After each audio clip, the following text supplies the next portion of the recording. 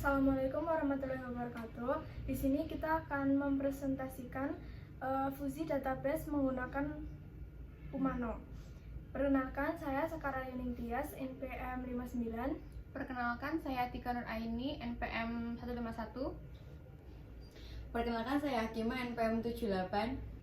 Definisi fuzzy database model Umano yaitu pada basis data fuzzy model Umano, data-data yang ambigu diekspresikan dengan menggunakan distribusi posibilitas. Distribusi posibilitas merupakan nilai atribut dari suatu model relasi. Salah satu kelebihan yang dimiliki oleh sistem basis data fuzzy model Umano yaitu dapat mengolah data yang bersifat ambigu. Fungsi dan karakteristik. Karakteristik pertama, data-data yang tidak jelas keberadaannya dalam domain tertentu. Untuk data yang berbentuk seperti ini akan memiliki nilai posibilitas sebesar 0. Karakteristik kedua, data-data yang diketahui berada pada domain tertentu namun tidak diketahui secara pasti berapa nilainya. Untuk data yang berbentuk seperti ini akan memiliki nilai posibilitas sebesar 1.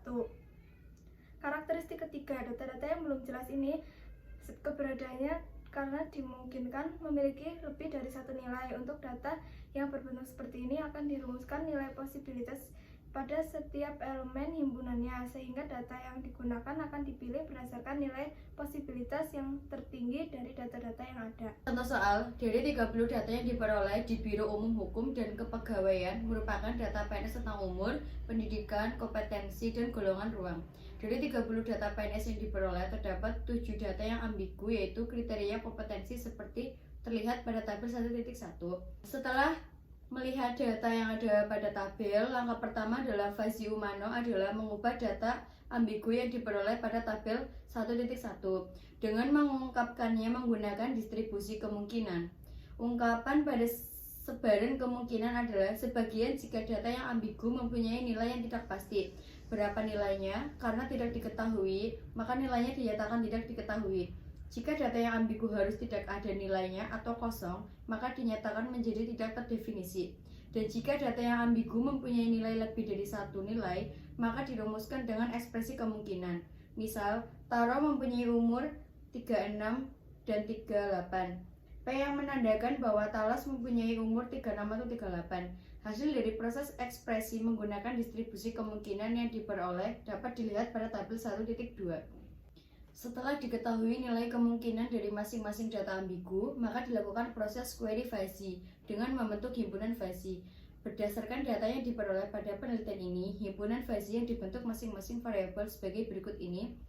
Variabel umur PNS membentuk dua himpunan fuzzy dengan variabel kebahasaan yaitu muda dan tua.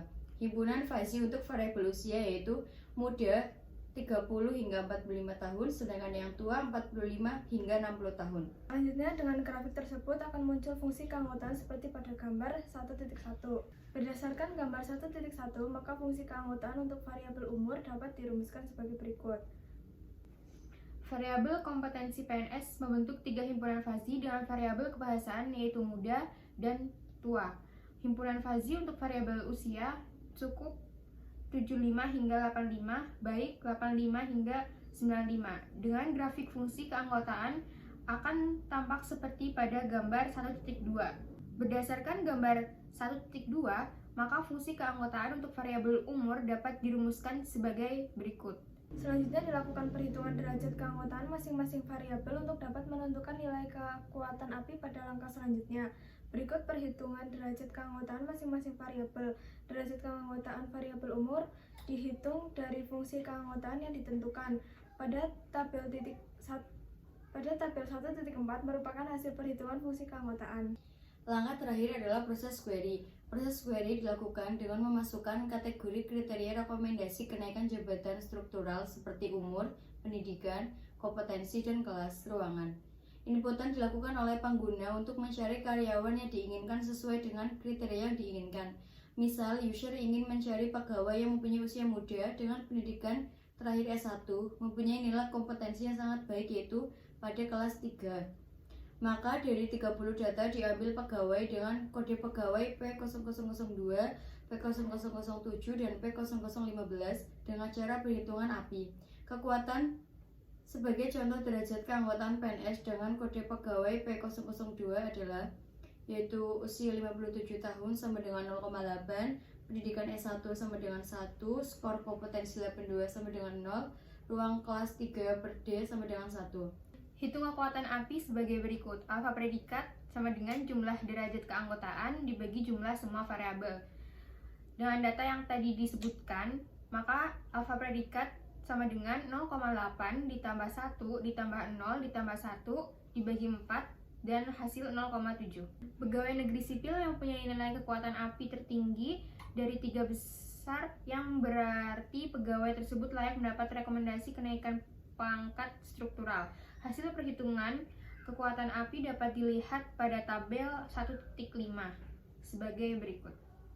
PNS dengan kode pegawai P0007 dengan kekuatan api 0,867, P0015 dengan kekuatan api 0,75, dan P0002 dengan nilai kekuatan api 0,7 yang layak untuk direkomendasikan promosi peningkatan struktural di lingkungan BUHK UNES.